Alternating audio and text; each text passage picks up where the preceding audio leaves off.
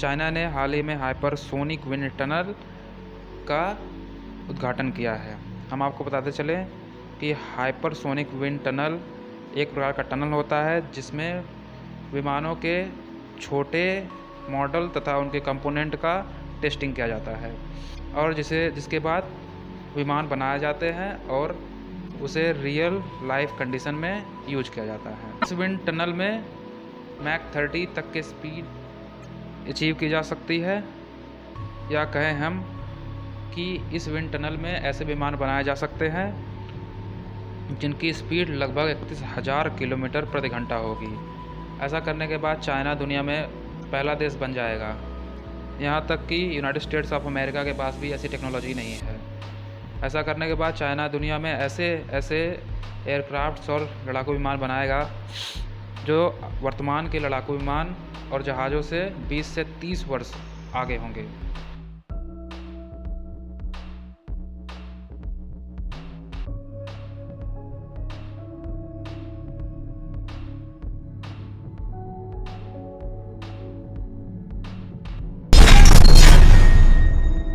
पर ईरान से आ रही है। ईरान का largest replenishment Euler ship gulf of Oman में, जिसका नाम खरक था, उसमें आग लग चुकी है और वह डूब चुका है।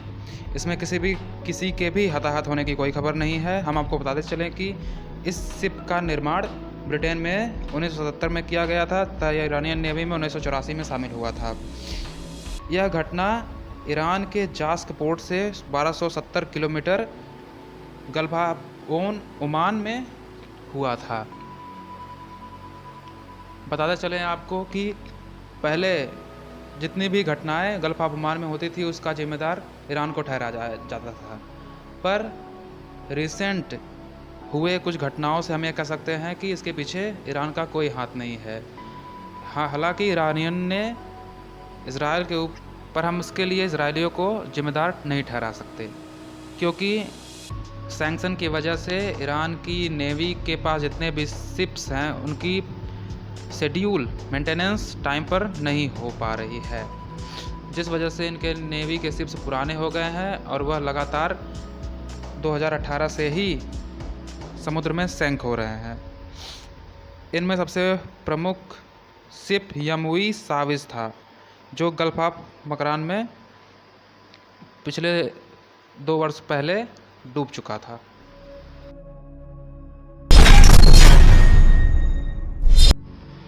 अगली खबर ऑस्ट्रेलिया से है। ऑस्ट्रेलियन डिफेंस ऑफिशियल्स ने बताया कि फ्रांस और ऑस्ट्रेलिया के बीच में जो 12 state of the art attack class submarine के लिए डील हुई थी, जो कि वर्षों से अटकी हुई है, उसके जगह पर नए डील को जगह मिल सकता है। इस डील की कीमत $68 बिलियन थी, जिसमें फ्रांस के नेवल ग्रुप ने जर्मनी के थीसेन क्रूप मराइन सिस्टम को हराया था। इस डील को वर्तमान समय में इसलिए ज़्यादा फोकस किया जा रहा है, जिसका मुख्य कारण चाइना का असर्टिवनेस होना है और यूनाइटेड स्टेट्स का कम सिक्योरिटी प्रोवाइडर होना है। ऑस्ट्रेलियन डिफेंस ऑफिशियल्स ने बताया कि इस डील के अंतर्गत बनने वाले सबमरीन्स एडवांस इक्विपमेंट से लैस होने चाहिए, जो कि रीजन में सबसे एडवांस हो और ऑस्ट्रेलिया को चाइना के ऊपर एक प्रकार का कम्पिटिटिव एज दिला सकें। पर मलेशिया से आ रही है। चाइना द्वारा मलेशिया के एयर स्पेस को एनक्रोच करने के बाद यह जवाब दिया गया है कि वह उस दिन की गई कार्रवाइयाँ एक डेली रूटीन का हिस्सा थी, जिसका मकसद मलेशिया के एयर स्पेस या उनके क्षेत्र पर कोई अटैक करना नहीं था। हम आपको बताते चलें कि चाइना का साउथ चाइना सी के तटवर्ती देशों से काफ़ी पुराने मतभेद हैं, जो कि विशेषतः एरियाज़ को लेकर हैं और कुछ आइलैंड को भी लेकर। यह आम बात हो चुकी है, क्योंकि 2 दिन पहले चाइना द्वारा 16 फाइटर जेट मलेशिया के बोर्नियो आइलैंड के ऊपर से गुजारे गए थे और यह फाइटर एयरक्राफ्ट बोर्नियो के 60 मील अंदर तक घुस गए थे तथा वहाँ के एयर स्पेस लॉ को वायलेट किया था, जिसके बाद मलेशियन गवर्नमेंट ने चाइनीज़ डिप्लोमेट को समन किया था, जिसके बाद यह जवाब आया।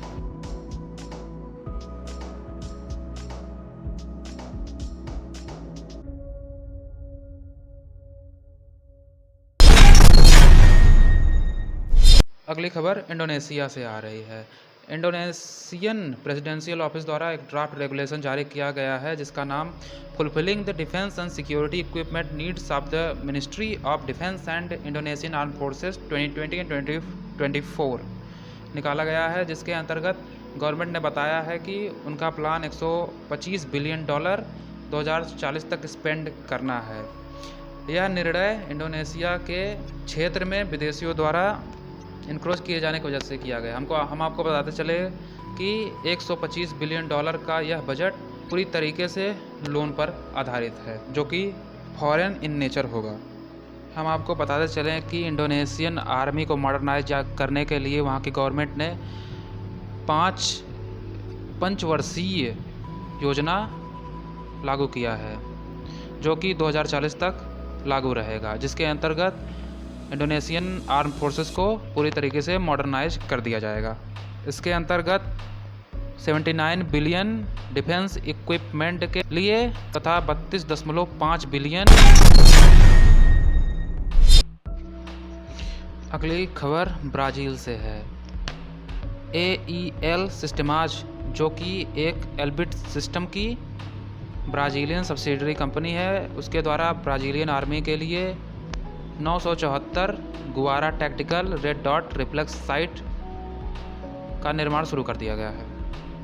हम आपको बताते चलें कि इसके लिए टेंडर 2019 में लॉन्च किया गया था और परचेस 2020 दिसंबर में फाइनल किया गया था और डिलीवरी जुलाई और अगस्त के बीच से शुरू होनी थी।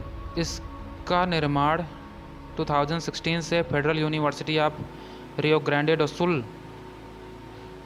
और गुआरा ने शुरू किया था, जिसमें Brazilian company research and industrial innovation और सिनाई इंस्टीट्यूट ऑफ इनोवेशन ने पॉलीमर इंजीनियरिंग ने मिलजुल कर शुरू किया था। यह पॉलीमर रिफ्लेक्स स्टाइल की एक साइट है जिसमें नाइट विजन की कैपेबिलिटी है और यह राइफल और शॉटगन के लिए डिज़ाइन किया गया है, जिसमें दोनों आंखों का यूज किया जाता है। अगली खबर हमारे प्यारे देश भारत से है। मिनिस्ट्री ऑफ डिफेंस द्वारा 108 वेपन्स की सूची लॉन्च कर दी गई है, जिसके अंतर्गत लिखे गए वेपनों को विदेश से आयात नहीं किया जाएगा, जिसे देश में ही बनाया जाएगा। इसके अंतर्गत टैंक और आर्टिलरी, जो कि टॉर्ट आर्टिलरी हैं, उन्हें शामिल नहीं किया गया है।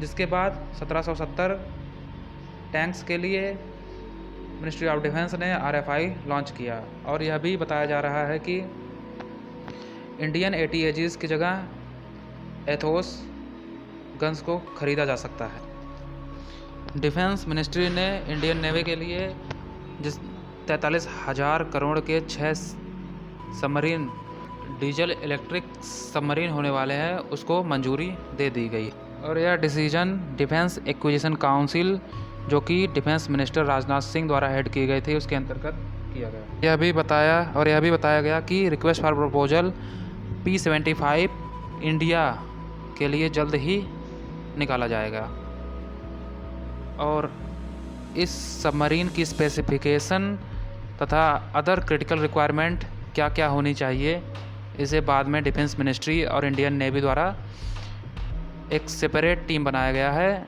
उसके द्वारा किया जाएगा। अगली खबर पाकिस्तान से आ रही है। पाकिस्तान के army chief general Qamar Javed Bajwa ने पाकिस्तान ऑक्यूपाइड कश्मीर में एक कोटली नाम के जगह को विजिट किया और वहाँ पर उन्होंने ब्रीफ किया कि इस जगह पर कोर लेवल की एक एक्सरसाइज की जाएगी। इस एक्सरसाइज का नाम तस्कीर ए जबल होगा। जिसका मुख्य मकसद एनहेंसिंग ऑपरेशनल प्रिपेयर्डनेस होगा और जिससे डिफेंसिव और ऑफेंसिव टास्क में आर्मी को मदद मिलेगी। जनरल बाजवा ने कहा कि टफ ट्रेनिंग और लगातार प्रैक्टिस से आर्म फोर्सेस की इफ़ेक्टिव रिस्पांस बढ़ जाती है, जिससे वह वाइड रेंज के थ्रेट से काउंटर हो सकते हैं आसानी से। अगली खबर साउथ कोरिया से। साउथ कोरिया की कंपनी हानवा कॉरपोरेशन ने अनाउंस किया कि वह एक short range air defence system बनाएंगे जो कि लेज़र बेस्ड होगा। इस डिफेंस सिस्टम का primary target unmanned aerial vehicle या कहें यूएवी होंगी।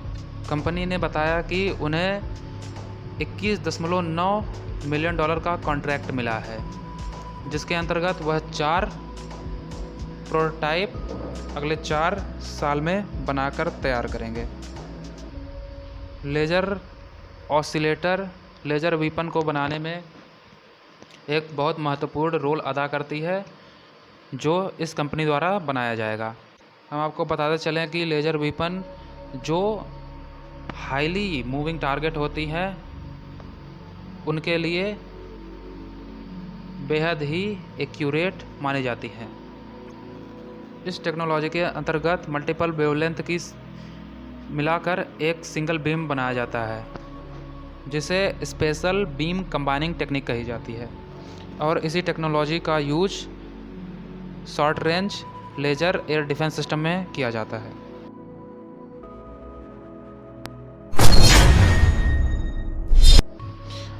अगली खबर फिलीपाइंस से आ रही है।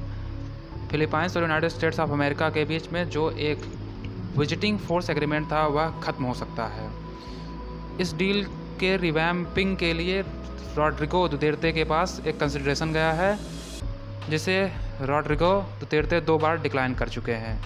हम आपको बताते चलें कि विजिटिंग फोर्स एग्रीमेंट एक टाइप का एग्रीमेंट है जिसमें फिलीपींस के साथ यूनाइटेड स्टेट्स ऑफ अमेरिका के एयरफोर्स वार गेम्स ऑर्गेनाइज करती हैं, जो 20 वर्ष पहले तय किया गया था तथा इसके समाप्ति के बाद फिलीपींस के प्रेसिडेंट द्वारा नए अपॉर्चुनिटी की तलाश की जा रही है, जिससे वह यूनाइटेड स्टेट्स ऑफ अमेरिका से अच्छी कीमतों पर नेगोशिएट कर सके। हम आपको बताते चलें कि Philippines United states military assistance का सबसे बड़ा उपभोक्ता है, जिसे 690.45 मिलियन डॉलर 2015 से मिले हैं और वह अमेरिका से एक्सपेक्ट कर रहा है कि अगले वर्ष उसे $40 million US foreign military finance के तहत मिलेंगे।